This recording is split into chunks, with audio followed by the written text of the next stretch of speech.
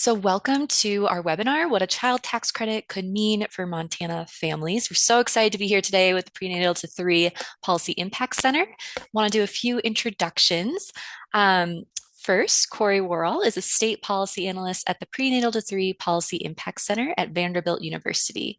In her role, Corey monitors the development, adoption, and implementation of state policies related to economic support and security for families with young children. She analyzes various policy variation and trends across the states and serves as a resource for state level policymakers and advocates. Previously, Corey worked as a policy associate at a women's shelter in Boston, supporting policy efforts that impacted low income and homeless women and their families. She holds a master's of public policy and a bachelor's degree in political science from American University. Alyssa is the Assistant Policy Director at the Prenatal to Three Policy Impact Center.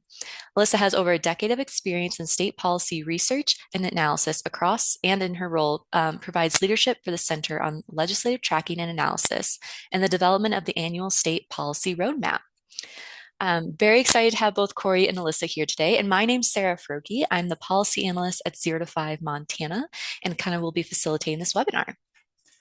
So before we dive into the child tax credit portion, just a brief bit about 0 to 5 Montana. We're a statewide nonprofit and nonpartisan early childhood policy and advocacy organization dedicated to increasing access to early care and education in our state so all Montana families and communities thrive. We do this really through two main pillars. On the policy side, we advocate for strong early childhood policies and support across the early childhood system. And on our program side, which many of you may have heard of, is the Montana Child Care Business Connect. We help childcare businesses open, expand, and sustain their business. So if you have any questions or want to reach out to our team, please feel free to visit our website or learn more about our various initiatives. So there are four main goals for our webinar today. The first is to understand the basics of a child tax credit and why it's important. Also kind of look at how a child tax credit differs from other family economic security policies and look at where child tax credits stand in Montana, and then kind of engage in thoughtful discussion and Q&A.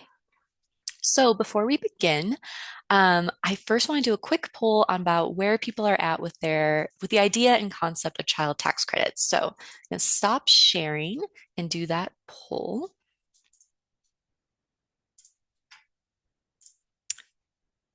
Okay, so kind of question is, are you familiar with child tax credit policies? And there's no wrong answer here. Wait kind of for people to do that.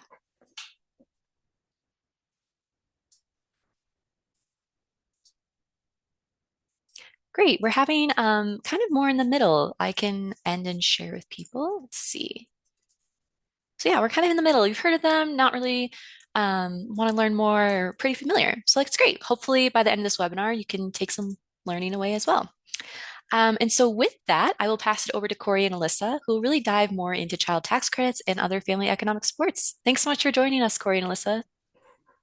Thanks, Great. Sarah. I'll take it from here. Corey, you'll share your screen so we don't have to switch screens again. Hi, everyone. Thanks for joining us. There we go. Awesome. Like Sarah said, I'm Alyssa Rafa. I'm the Assistant Policy Director at the Prenatal to Three Policy Impact Center.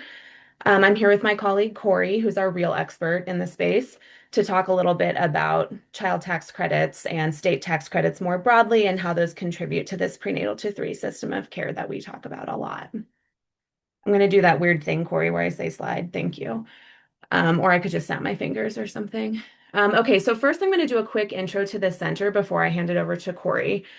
So we are a nonpartisan research center based at Vanderbilt University. And really what we do is we aim to push states forward on their implementation of evidence-based policies that help children and families thrive from the start. Slide. All of our work, it's important to know, is really grounded in the science of the developing child. So we know that having safe, stable, stimulating, and nurturing interactions between children and their caregivers is really important for optimal brain and body development. We know that the health and well-being of children and families in those first 3 years of life affects all of their future learning and behavior. And then also that not thinking about this whole system of care can really compromise a kid's ability to learn and grow throughout their life. So that's really the basis of the work that we do. at the center, and I'm sure the work that a lot of y'all do as well. Slide. From that base, we have these 8 prenatal to 3 policy goals that we've developed that if a state really focuses on these or even some of these, they can really advance outcomes for families. So we have things like access to needed services, ensuring that parents have the ability to work and provide care for their children. They have sufficient resources in their households. We think about healthy and equitable births. You can see there's like a really wide spectrum of the things that we focus on here at the center. Slide, Corey.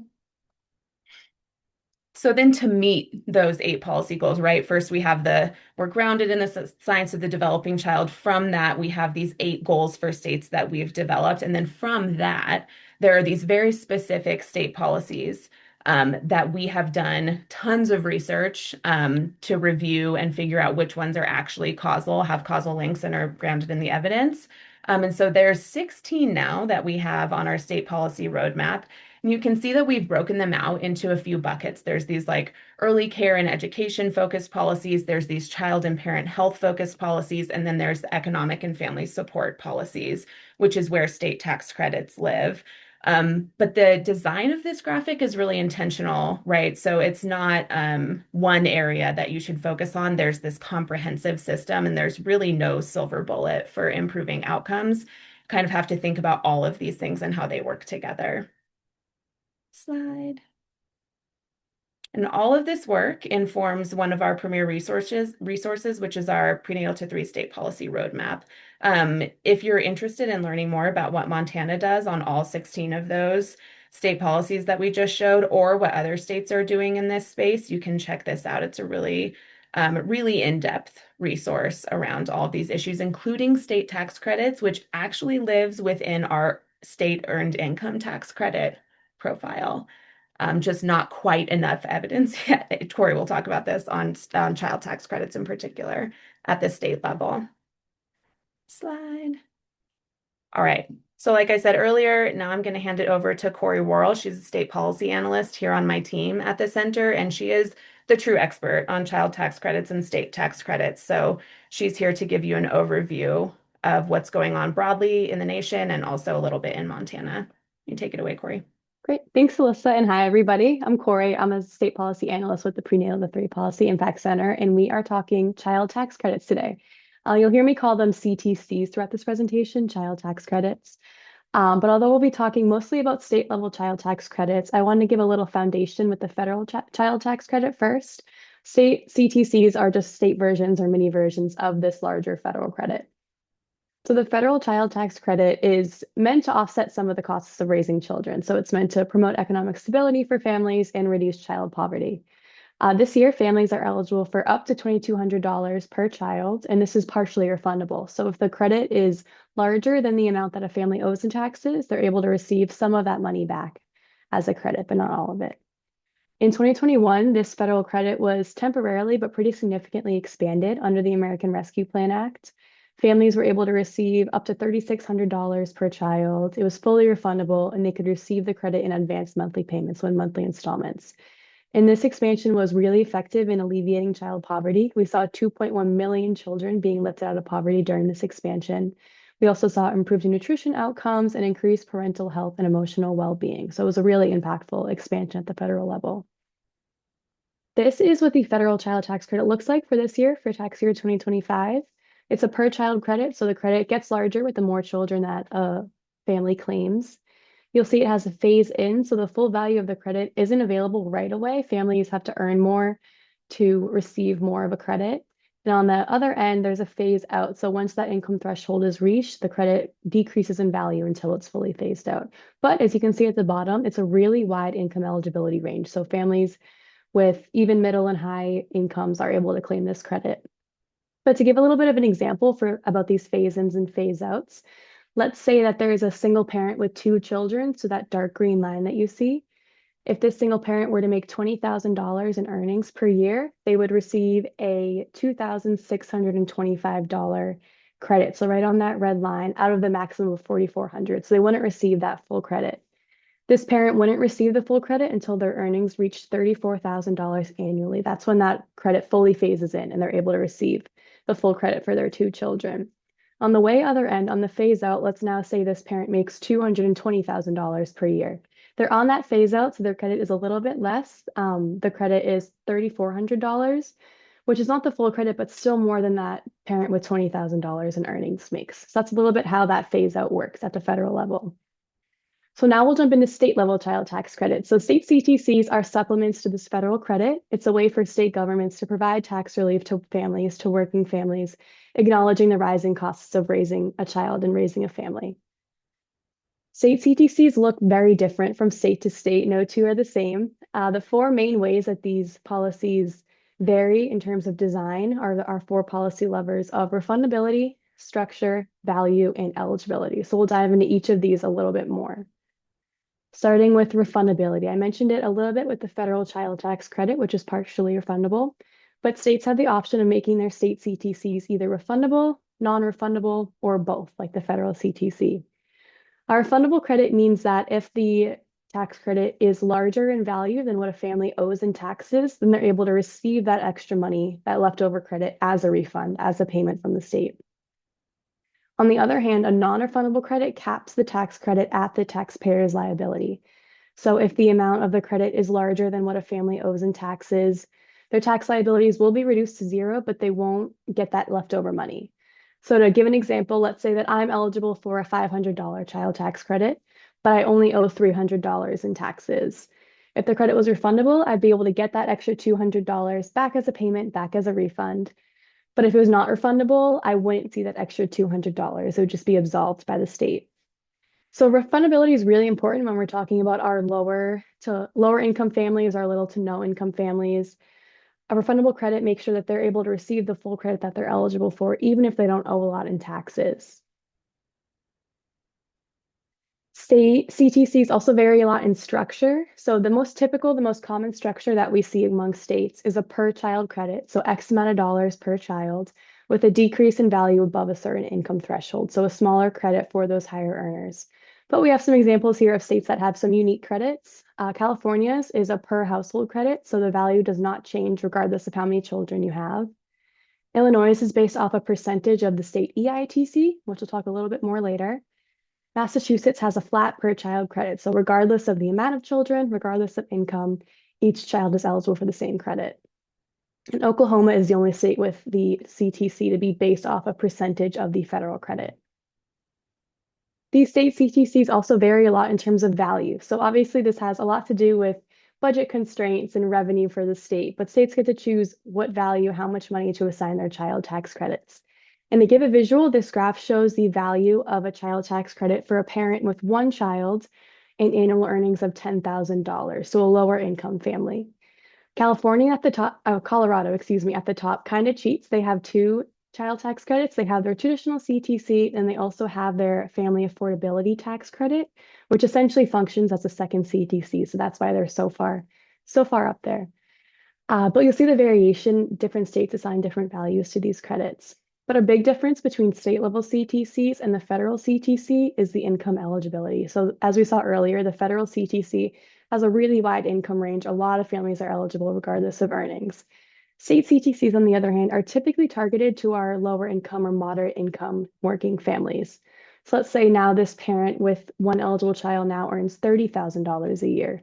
You'll see some of these credit values shrink in value a little bit. Maryland's is fully phased out. The only one that actually increases is Oklahoma's because that's based on the federal credit. And with that phase in, the more money you make, the more credit you receive. This disparity is even larger. Now, let's say this family makes $60,000. A lot of states' credits are fully phased out. A lot of them are much smaller as well. So this goes to show not only the variation in value, but also how these states really target these credits to these lower income families. And there's a couple ways that they're able to do so. First is phase-ins, which I talked about a little bit with the federal credit, but these make it so that families with very little income or no income aren't able to receive the full value of the credit right away. It scales the value with earnings, so the more you make, the more credit you receive until that maximum credit is reached. This is less common among state CTCs, but it is present in that federal credit. More common among state CTCs are phase-outs or step-downs, which are on the other end that make it so the value of the credit decreases with those higher earners. So phase-outs has a specified income threshold that the state can decide, and then it gradually decreases the value once you pass that threshold. Step downs are similar, but they tier incomes into ranges and assign typically lower credit values for those higher income ranges. And then the final policy lever that we'll talk about is child eligibility. So states get to choose what families with which children are able to receive this credit. So a lot of times this looks like an age eligibility. A lot of states choose to do it for children under 17 because that's the federal credit eligibility. A handful of states choose to target it to families with younger children, so children under 6. There's a few states that have different credit values for different child ages. This typically looks like a larger credit value for those younger children. And then states can also implement a dependent cap. So typically due to budget constraints, states can have a maximum amount of children that a family can claim. So that's a little bit about what state CTCs really look like, but I want to talk a little bit about how they impact families, how they impact those prenatal to 3 outcomes. So state CTCs are a newer policy development. We've seen a lot of action in the last few years, but this does mean that the policy process, the progress has outpaced research. So our research base is a little bit behind, a little bit smaller for state CTCs in specific. But from what we do know, state CTCs increase efficient household resources, they improve children's resources, they can reduce child poverty rates, and they improve optimal child health and development. So we've seen a reduction in child maltreatment reports among Black and Hispanic families in states that do offer state-level CTCs. So to date, 16 states have implemented CTCs, 12 of which are refundable, and this will grow next year. There are 2 states that will implement new child tax credits in next year, so tax year 2026. And this is a timeline of state action of when states have implemented these credits. You'll see a little bit of a boom in 2021, which is when that federal CTC expansion happened. And state progress has been really rapid since then. Again, why the evidence base is a little bit behind, a little bit smaller. In the past year, states have really been moving. As I mentioned earlier, 2 states, Georgia and Washington, D.C., enacted legislation to create new credits to be implemented next year. New York was able to temporarily increase the value of their credit, and Illinois permanently doubled the value of their child tax credit. Montana expanded the income eligibility for families to claim the credit, and Utah and Vermont expanded age eligibility. So those 3 states made it so more families could receive the credit. So now that we have a better understanding of child tax credits and what they are, I want to talk a little bit more about other tax benefits that states can offer to families, because child tax credits are not the only one, but they live in this larger system of ways that states can levy the tax system to provide relief to families with children.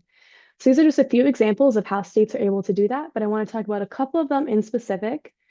The Earned Income Tax Credit, the Child Independent Care Tax Credit, and dependent deductions and exemptions. So we'll talk a little bit about what each of these are, how they're similar to state child tax credits, or how they're different. So we'll start out with State Earned Income Tax Credits, or EITCs. So like CTCs, these credits are based off of the federal credit, the Federal Earned Income Tax Credit. And this is an anti-poverty tool that's meant to incentivize work and provide tax relief to working families, those low income and moderate income working families. This credit is adjusted annually for inflation, so it never loses its value, and it's fully refundable.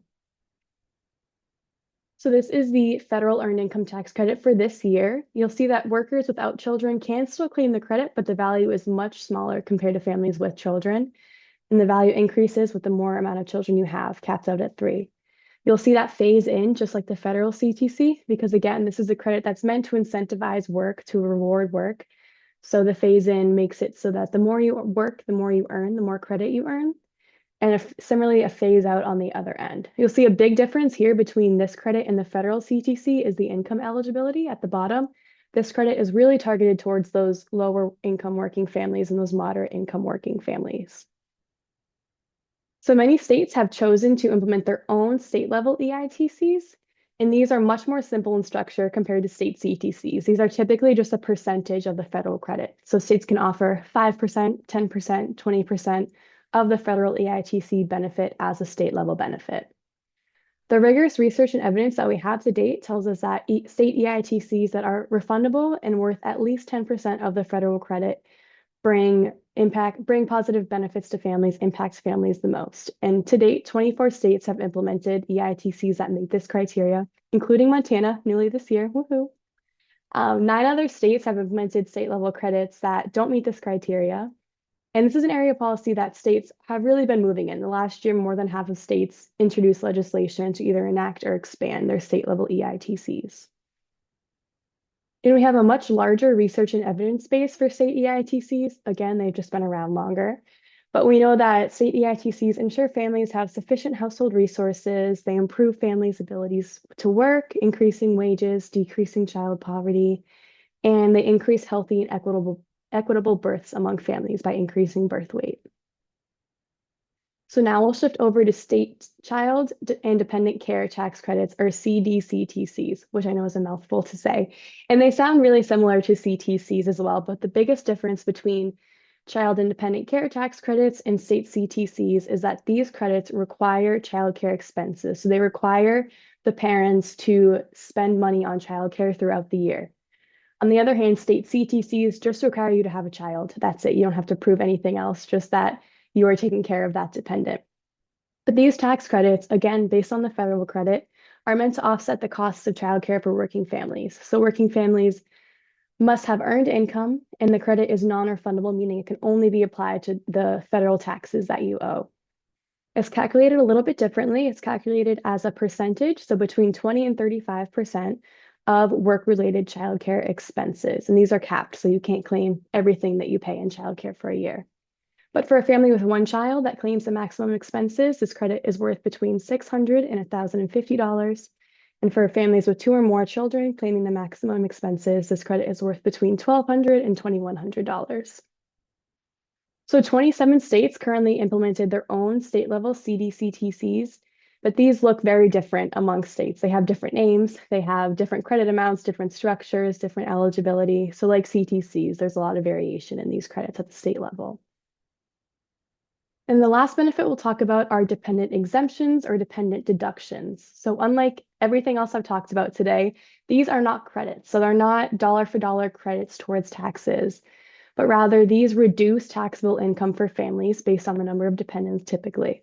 So families must have a tax liability to benefit, similar to a non-refundable EITC. But to give an example of how this operates, Georgia currently has a dependent exemption of $4,000 for a dependent. So this is a super simplified calculation. I'm not taking into account any other deductions or credits that this family may claim, but just paint a picture of how this works. Let's say there's a family with two children in Georgia that makes $50,000 in earnings per year. They would typically owe a little under $2,600 in state income taxes under Georgia's current tax structure. But the dependent exemption allows them to subtract $4,000 per dependent from their taxable income, which reduces their income that is taxed to $42,000. So this reduces the amount of taxes they owe by a little over $400. So again, not a credit, not a dollar for dollar against taxes, but is able to provide that relief to families at $400 off of their taxes owed. So now that we have a better understanding of state child tax credits and the system of tax benefits that they live in, I want to talk a little bit about how they impact families, how they have an impact on family resources. And we do this through our policy impact calculator, or we call it our PIC here at the center.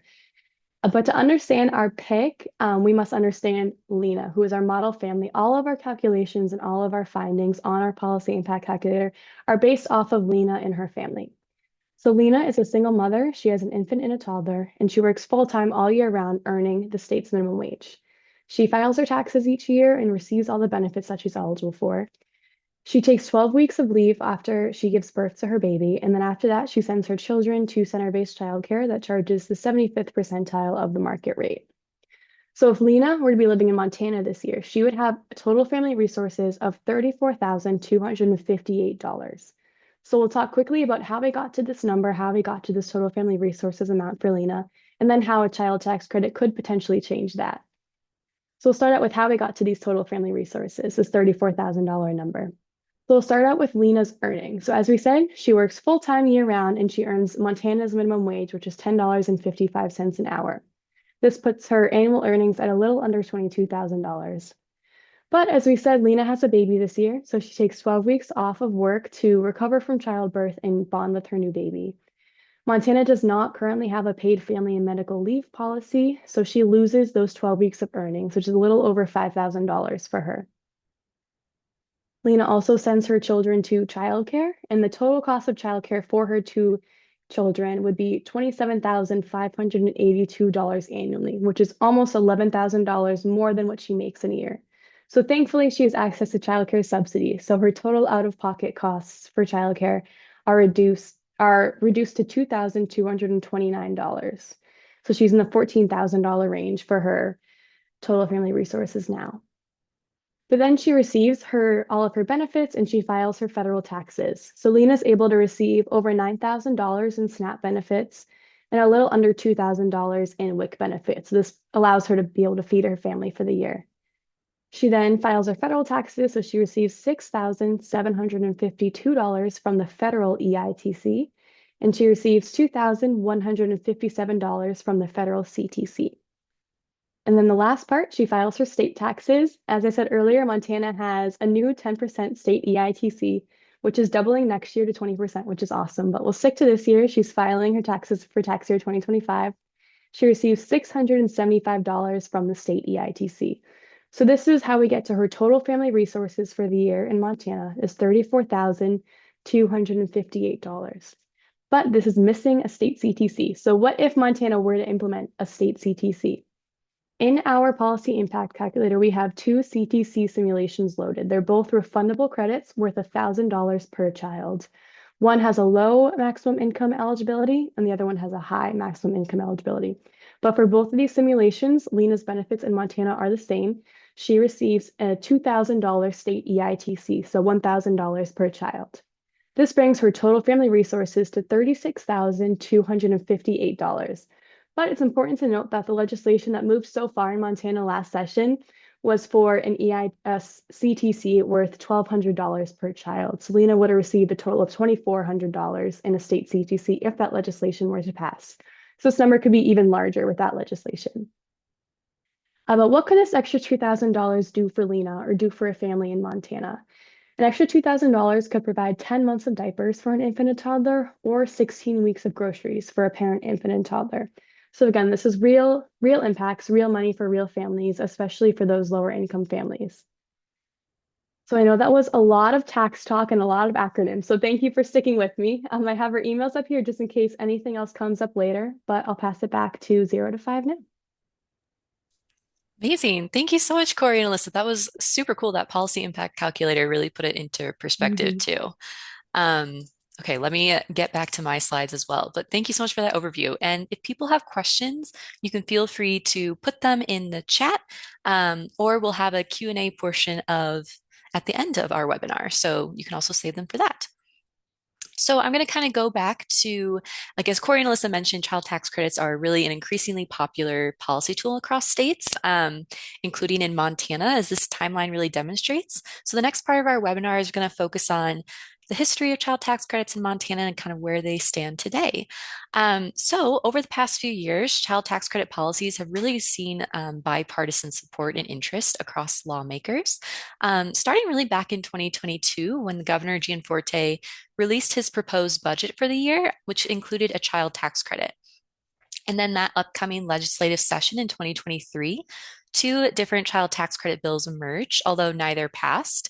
But conversations really did continue in the interim session, which is that year in between legislative sessions.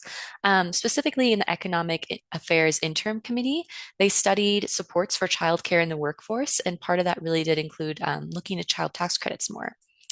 And as many of you may know, this past legislative session, as Corey mentioned too, Montana saw a lot of different child tax credit bills, 4 of which became actual bills. There were 7 bill drafts total. They really all varied in credit amount, income threshold, and age limit, but they all focused on those younger years, as Corey mentioned earlier.